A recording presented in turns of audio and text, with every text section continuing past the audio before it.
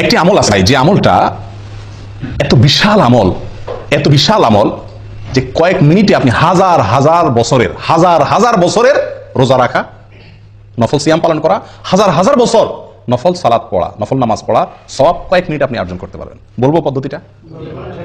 সুবহানাল্লাহ। নবী সাল্লাল্লাহু আলাইহি ওয়াসাল্লাম বলেন, মান গাসসালা ইয়াউমাল জুমআতি ওয়াগতাসাল ওয়া বাক্কারা ওয়াবতাকার ওয়া মাশা ওয়া লাম ইয়ারকাব ওয়া দানা মিনাল ইমামি ফাস্তামা ওয়া লাম ইয়ালগু। যে ব্যক্তি 5টা কাজ করবে জুমার দিনে, শুক্রবার দিনে যে ব্যক্তি কয়টা কাজ করবে? 5টা কাজ।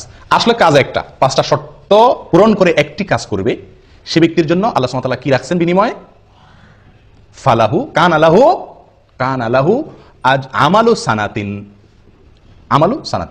তার জন্য 1 বছর আমল করার সওয়াব আল্লাহ তাআলা দিবেন। কান আলাহু বিকুল্লি খতওয়াতিন, প্রতি পদে প্রতি কদমে 1 বছরের আমলের সওয়াব। 1 বছরের কি আমলের সওয়াব সেটাও হাদিসে বলা হয়েছে, সিয়ামুহা ওয়া কিয়ামুহা আও কামা ক্বাল। 1 বছর নফল সিয়াম রাখলে, 1 বছর নফল নামাজ পড়লে যে সওয়াব হবে, 1 বছর 365টা নফল রোজা, 1 বছর তো 365 রাখাও যায় না, এই 1 বছরের নফল রোজা এবং 1 বছরের নফল নামাজের সওয়াব পাওয়া যাবে প্রতি কদমে। জুমার দিনে আপনার বাসা থেকে মসজিদে আসতে কত কদম দূরত্ব আছে সেটা আপনি যদি ধরেন 100 কদম দূরত্ব থাকে, এরকম তো আমাদের সবার এর বেশি থাকে, বরং 100 কদম দূরত্ব থাকে, আর 100 কদম হেঁটে আপনি মসজিদে আসছেন, 5 শর্ত পূরণ করে আপনি মসজিদে আসছেন 100 কদম পূরণ করে, তাহলে ওই জুমার দিনে ওই কয়েক মিনিট যে আপনি হেঁটে আসলেন, তার বিনিময়ে আপনি 100 কদমের বিনিময়ে কত বছরের নফল রোজা সওয়াব পেলেন? 100 কদমের বিনিময়ে 100 বছর, 100 বছর নফল রোজা, 100 বছর নফল সালাতের সওয়াব পাইলেন ওই কয়েক মিনিটে। একটু চিন্তা করে দেখেন, 1 জুমা যদি এরকম হয়, 4 জুমা মাসে, 5 জুমা মাসে হয়, তাহলে আপনি 1000 বছরের আমলের সওয়াব তো শুধুমাত্র 1 মাসে আপনি কামাই করতে পারেন, এভাবে সারা জীবন। চিন্তা করে দেখেন কত বিপুল আমল করা সম্ভব এই একটি আমলের প্রতি লক্ষ্য করতে পারলে। আমলটা কি? জুমার দিনে গোসল করা সুন্দর করে, আগে মসজিদে আসা, আগে উঠা এবং মসজিদে আগে আসা।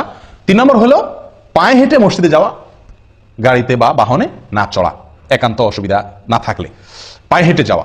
4 নম্বর হলো ইমামের কাছাকাছি চলে যাওয়া, দূরে না বসা, সামনাসামনি বসা, কাছাকাছি বসা।